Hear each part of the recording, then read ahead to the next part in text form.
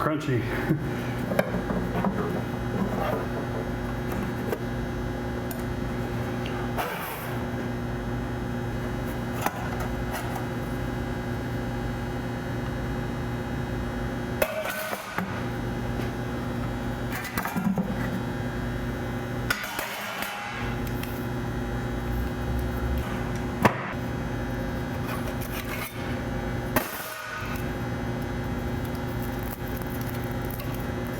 Ooh.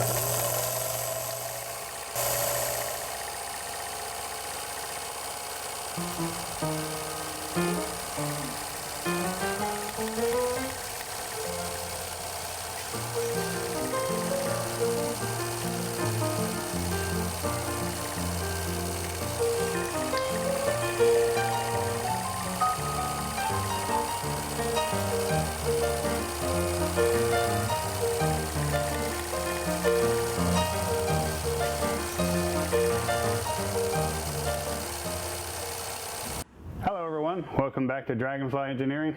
So this week we've got a couple of topics we're going to go over, which actually all happened last weekend.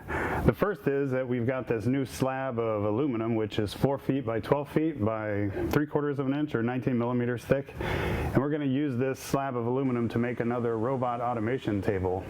And this table is going to go back where Big Yellow is, the big KUKA robot, and the dual shot molding machine in the kind of the back of the shop.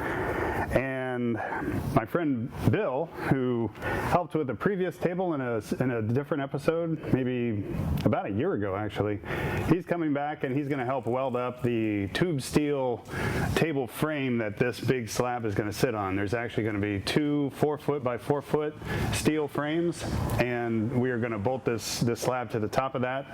And so we've got some footage of him helping cut and weld up that frame. The other task that happened last weekend is my friends from Game Tamer, which is the online store that sells a card, like a playing card organization rack, as well as a token tray, you know, like Monopoly tokens and things. They sell that on Amazon, and their stock is actually starting to get low, so it looks like their sales are doing pretty good. So they're coming back to mold some more of their Game Tamer kits for Amazon. And so I decided, due to the higher volume, that we're going to load the two vacuum hopper loaders onto the injection units of the dual shot molding machine. That way we're not constantly heaving buckets of plastic up into the cone hoppers that the machine came with. So we got some footage of doing that. Yeah, these are really greasy. These have the ends kind of work. We got to take the end off. Yeah, they're kind of rolled over. Yep.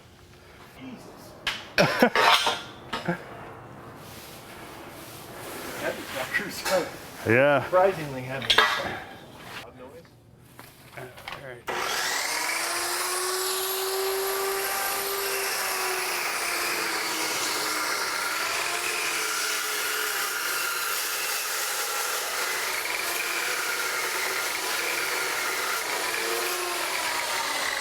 Wow.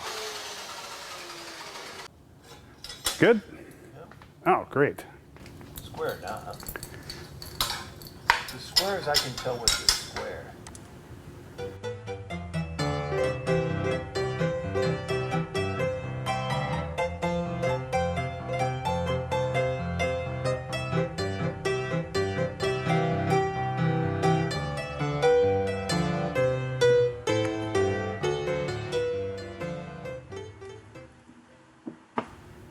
Oh, a little short? We're an inch short.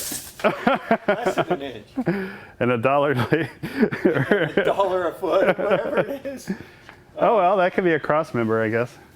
Well, Do you want me to leave it this length? I can get a 44 from it. Yeah. There we go.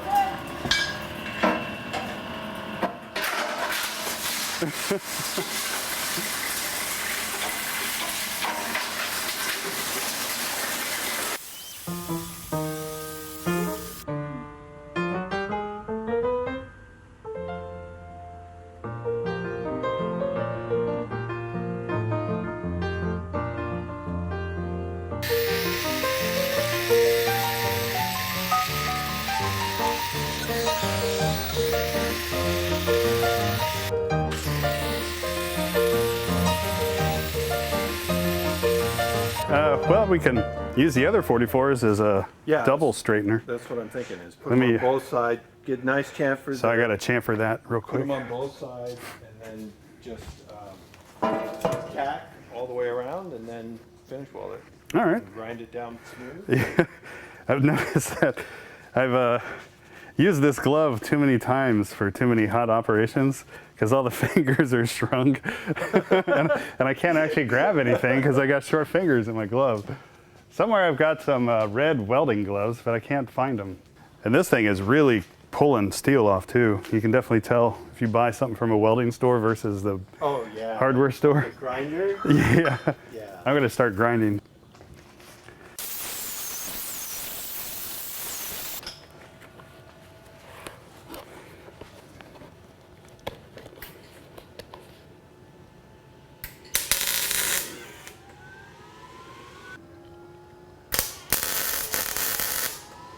Ground. That. Right. Okay. Yeah, it's not bad.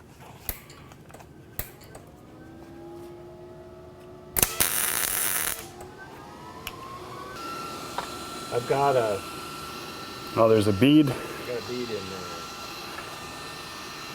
there. We can put two of these. Good. That's what I'm thinking.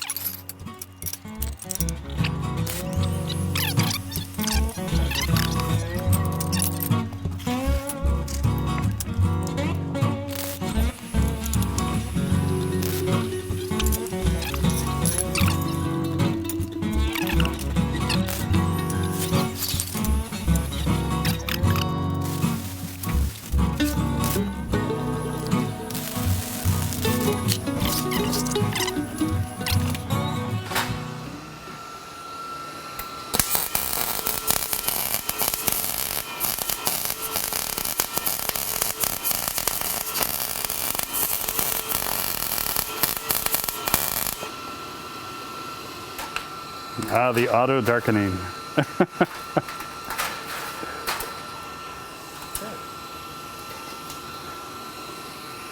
There it is. Oh, you did all of the sides? Yeah, I think I got all of them. That's how you make a bunch of scrap into a piece. Yeah, To the size you need. that's nice. So you look straight. Cool. Yeah, that's, you know, recycling basically. Yep. All right, so I'm here at the injection unit, the primary injection unit of the dual shot molding machine this morning. And the mission is to swap this static kind of just cone hopper out with the new vacuum loading conveying hopper that I unveiled a couple of episodes ago. And I'm here this morning to do this before my friends from Game Tamer show up. And we're going to be molding more of their card rack and game token trays, which are now available on Amazon. But you know, we've been dealing with heaving buckets of plastic into this hopper. The previous day, we already changed out the second hopper with the vacuum loader, as you can see in the background here, and it's working pretty good. So now it's time to swap out the primary hopper, which is actually consumes more plastic, but it was a little easier to get to, and basically ran out of time yesterday to do both of them before we started molding parts. So let's do that now. First thing we need to do is empty out this hopper. So I will do that by sliding the carriage forward to this dump valve that you can see right here. And I'll get a bucket. I'll be right back. All right, so got our stainless steel cooking pot, which is good for moving plastic around, dry pellets and stuff. And this is polypropylene pellets with some red color concentrate pellets in it as well. So we'll pull this forward. Oh, it looks like there's an extra stop there. There we go. And then all of our plastic will dump out of this cone hopper. There's a lot in there. Usually you want to shake the hopper a few times to clear it out, and then we'll go back to the load position and tighten her down. And then I'll reload this plastic. Actually, we're going to re-dry it. All right, and then we'll unbolt this current hopper, and we will see if the bolt pattern on the new vacuum hopper will line up with any of the patterns that are on this current hopper here. The hopper in the background, I actually borrowed an older hopper from the 90-ton molding machine, and it actually needed to be bolted directly to the cast flange of the injection unit. But I see on these new vacuum hoppers, there's like a flap valve, a check valve, which allows vacuum to form without having to have a complete air seal. Because one of the issues with this I guess dump gate is that this hopper is sitting on a rolling carriage, and there's like a 0.5 millimeter gap everywhere so that this carriage can roll to the dumping area that I just demonstrated. Yeah, so this guy rolls front and back. And this rolling operation, there's roller bearings and wheels, and there's a clearance everywhere. So we can't really create a vacuum with this rolling carriage. But with the old dry hopper that I temporarily put on this new molding machine. But what I've discovered, it looks like they've enhanced the design, and they have basically a flapper valve that closes, that's spring loaded when the hopper over here is empty. I think you can see that. Yeah, let me zoom in.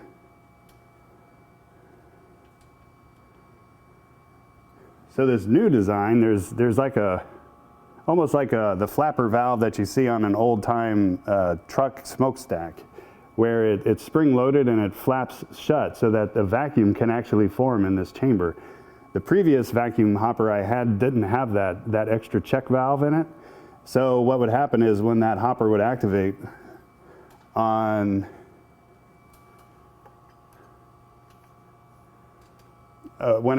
the old vacuum hopper was mounted onto this rolling carriage with all these big air leaks so that the thing could roll back and forth, we couldn't create a vacuum to suck the pellets up from the bin that's on the floor through the 2-inch hose.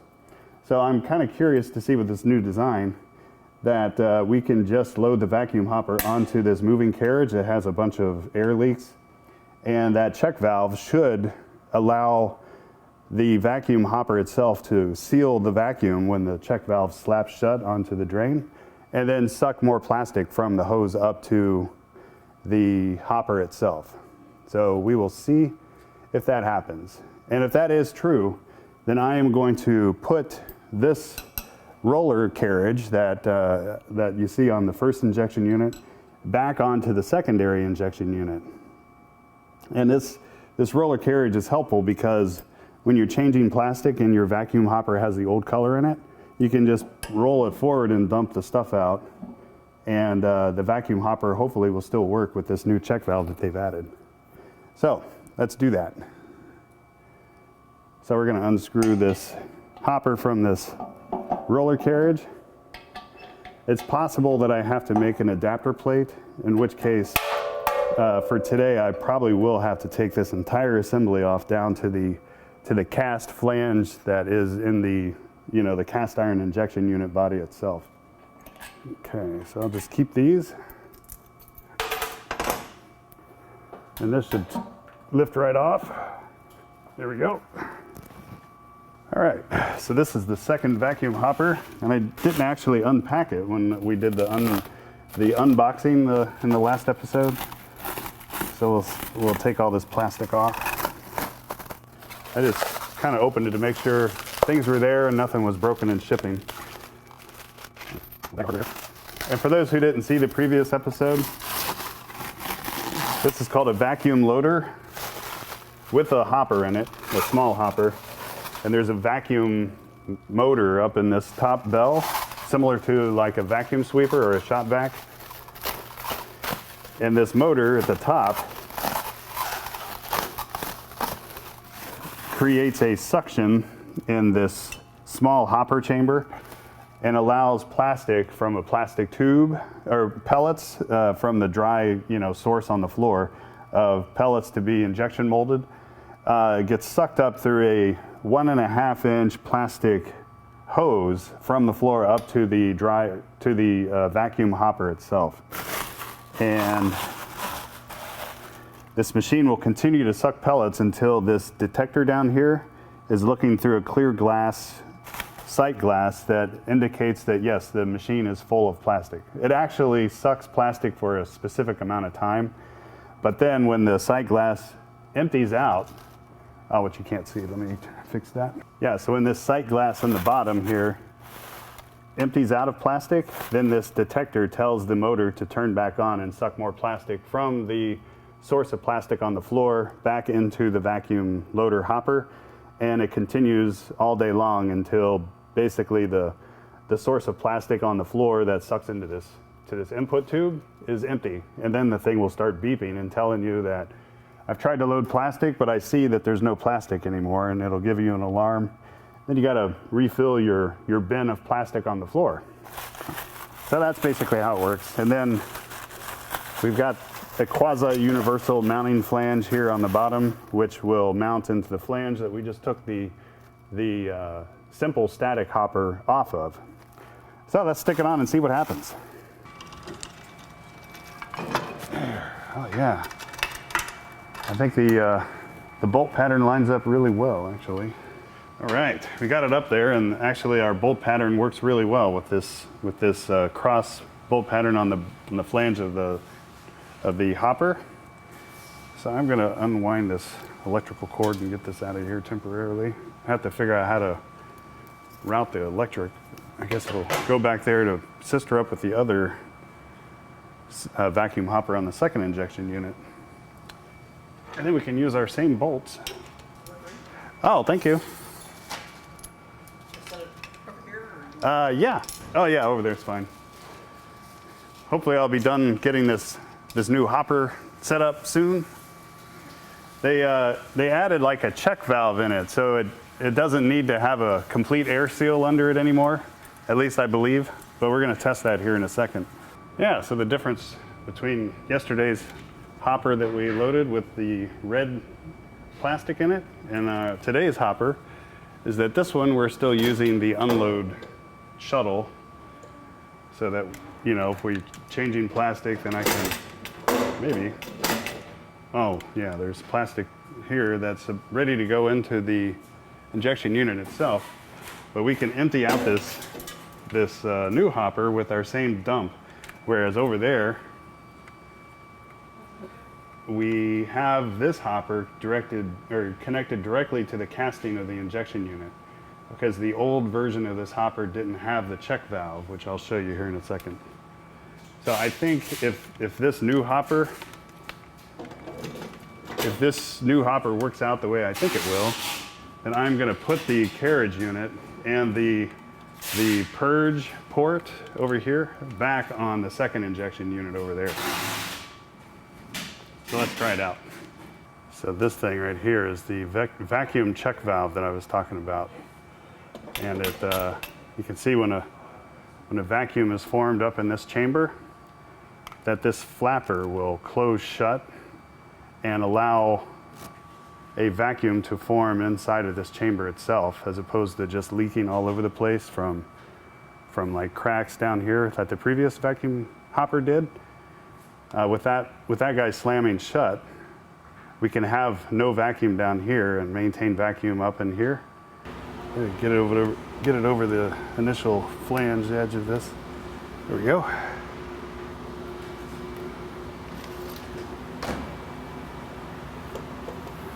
Right. Tighten it down. The second end of our hose connects to our snorkel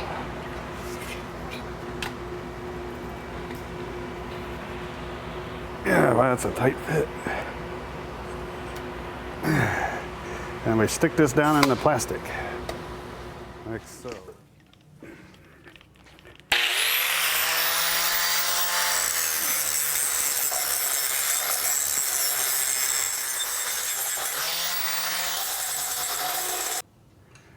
All right, these are the Fireball Tool Mega Squares, is that what they're called? 8-inch cast iron. We're gonna try them out for the first time. We got 2 of them. That's gonna make it really easy. Yeah, you got the C-clamps? Oh, they're all up here. I need a prop on this side. I wonder if we can clamp in the center to pull down onto the tangs. Even though those tangs are just cantilevered strips of metal, so we may damage it if we... But it's on there now because it's with that one. Right, okay. I got some shim back there for you if you want. Let me know if you need an extra hand.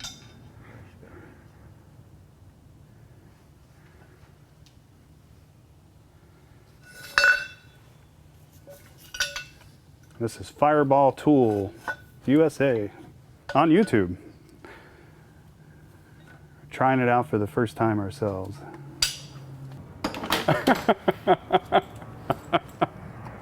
Are you snubbing the quality of my C-clamps? Anytime you see one with a plastic... Come on, that's the Husky. I'm sure that plastic is going to stay forever, especially welding. Yeah, I should have brought my spring clamps.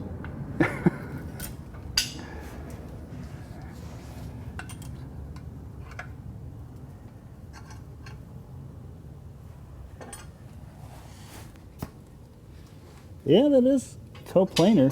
Looks like it. It's just that chamfer really makes it misleading. I don't know if my saw cut is correct on that. It's a little off. Why is it off? It could have been that aluminum. Let me get you want me to get a square? Well, we have that speed square. Oh, yeah. There you go. Oh, yeah, I guess you could just eyeball it that way, too.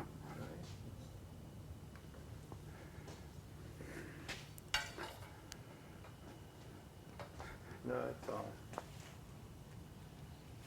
Why is it off? Maybe these aren't tight. Or the tube is... Yeah, and our cut is square. I guess this mega square would even fix issues if our cut was off. I can get some calipers and see if these tubes are actually square. Well, Oh, something moved there. Yeah, I can see this one's off. Yeah, you need that table that we saw at the welding shop. Yeah. Oh, yeah, that C-clamp is unscrewing itself. Yeah,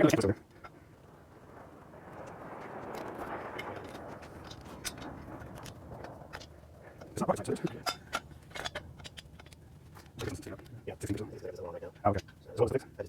Okay. All right, that looks good.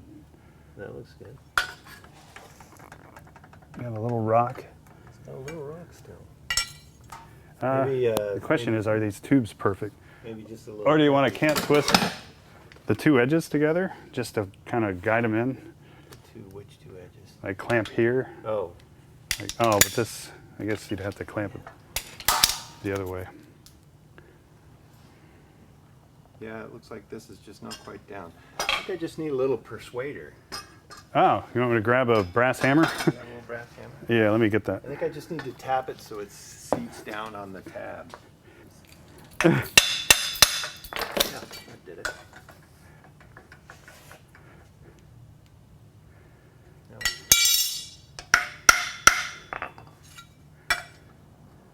Oh, yeah. There we go. That sounded good. Yeah, that sounded solid. Yeah, maybe just do the little fine tuning after you clamp it with the brass hammer. Yeah. Sure you don't want to go back to the old mold block? I'll hold on to that. Hold on to that. Hold on to You got to pull towards you. It's a little janky as usual, Dave. We spent a lot of time on that. It looks super square. Yeah, so that's holding everything square. That's so nice. And then they made it so you can access you can and weld actually- inside. Yeah, you can actually get at least a tack in there. Probably a whole bead. Okay, so now we're going to pull. So with the mega square, I'll maybe tack up here Yeah. and get it to pull against those clamps. Is that the can't twist going to get in your way? No, it's fine. Oh, okay.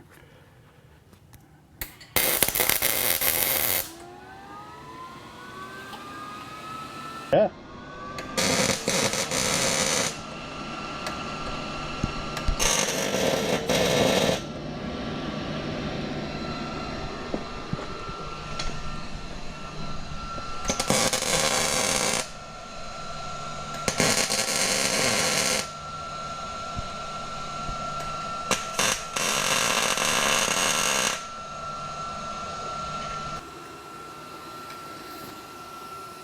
So now we flip the whole thing over? I guess we just stand it up. Oh, that's a good idea. Do you need my hand? Oh, yeah. And the thing just keeps on holding.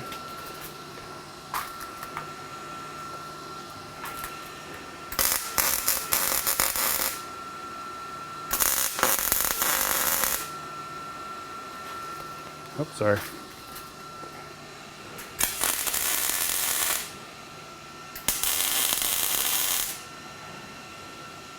Okay. Nice.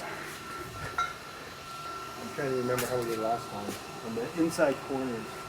Oh, yeah, because we were worried about the corners pulling. But now we got that huge square on there. We ground the tacks to put this one on.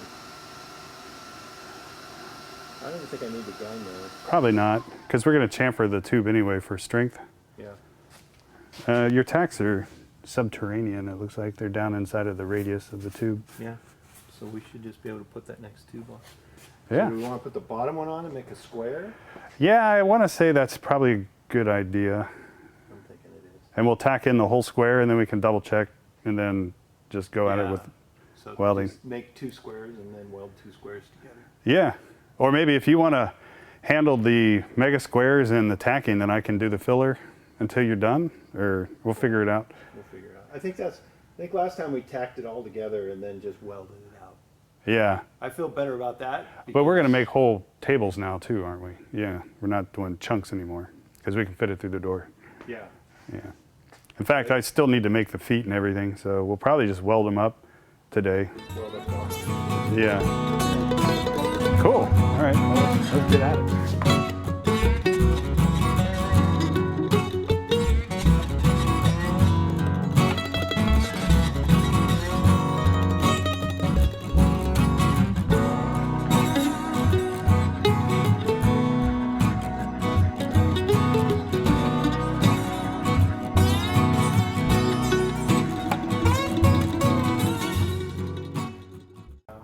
Well, the robots that I bolted to the last table we made, if I'm leaning against the table and the robot's running, I can still feel it.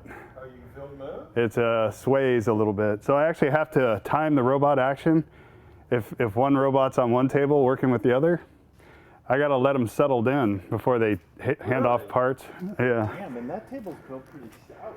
Yeah, with a big slab of aluminum on it. You hang a couple 100 pounds 2 or 3 feet away and start swinging it around. Well, you know, the body of the robot is like 200 pounds, and if it's moving 1 meter per second, a mass needs to counter that somewhere. And yeah, it's it. I can feel it.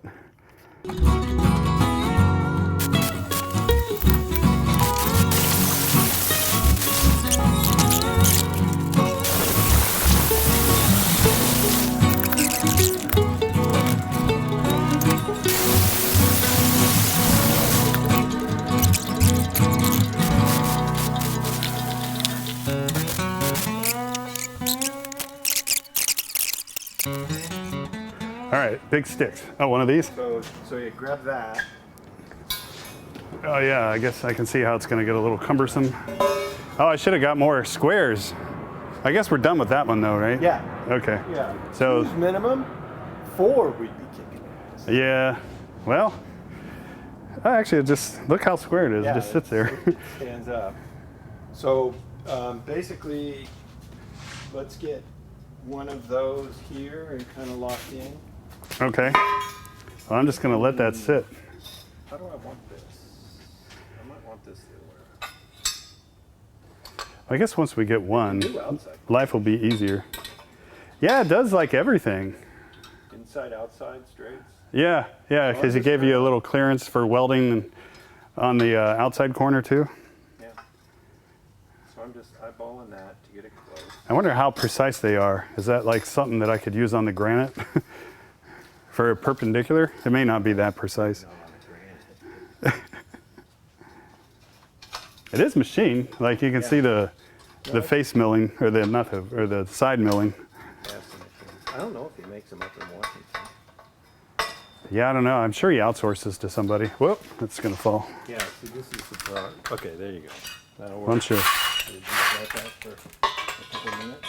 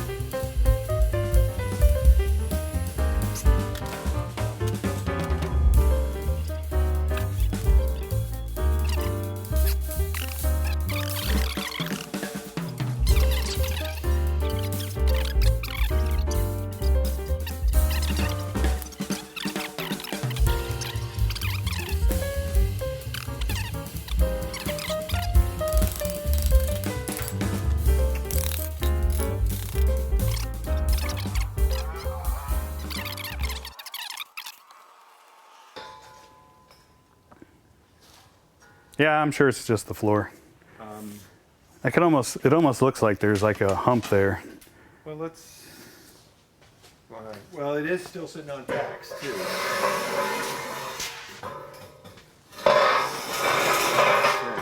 Well, that's even worse. Okay. Well, should we lay it down? I mean, we've got this tacked up. Yeah, we can lay it down. So we're still laying it down. Okay, so let's lay it down.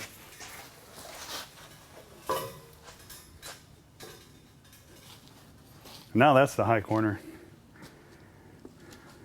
Yeah, I don't. Well, if we measure every diagonal and they're all equal, then this has to be a perfect square. Everything we've measured has said that this is square. What's the side we just put together? This side or the other? That's the side we already measured. Let me burn my hands and find out. We already measured this side, and it was square. Yeah. We'll measure it again. I usually just move on to the next one. Well, let's weld this one up. Oh, okay. Don't you think? You want me to stitch it while you start building? I think we got to build in the same space.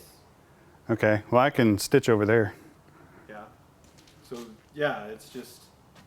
Or do you want to stitch and I can build? Or sounds like you want to try out these mega squares as much as possible. No, I mean I've gotten a good idea of them. At this point, it's just welding. Oh, okay. So, you know, in a fair bit. Hello.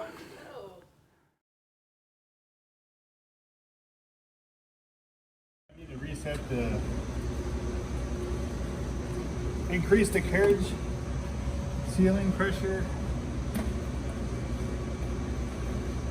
But it was probably this, because there's a big old softball-sized wad of plastic hanging off of that thing. Well, I missed the initial loading of the hopper here. You can see how it's working. And in fact, the flap just closed. So then we started up the molding run. So I figured I'd just show you guys a time lapse of this hopper in action. But it is working and it does actually suck plastic. And it's about to do it right now, actually.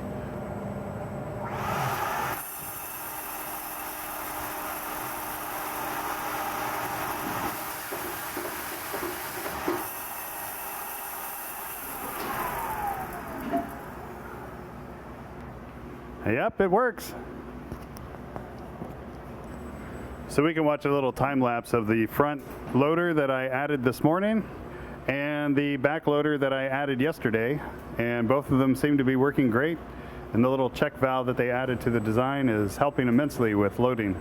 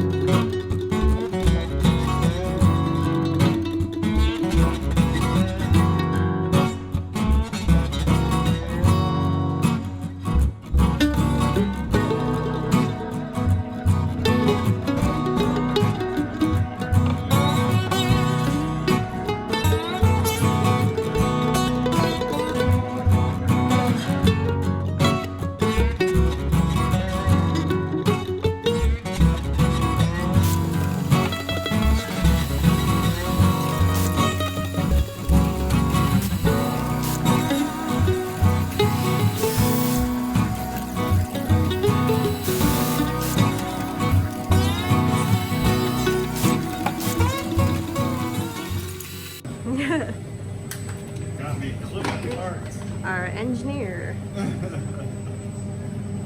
The whole gamut. Owner of Dragonfly Engineering. You never get away from clipping parts. Nope. Talking about this part. And look, now he's got to run to the machine.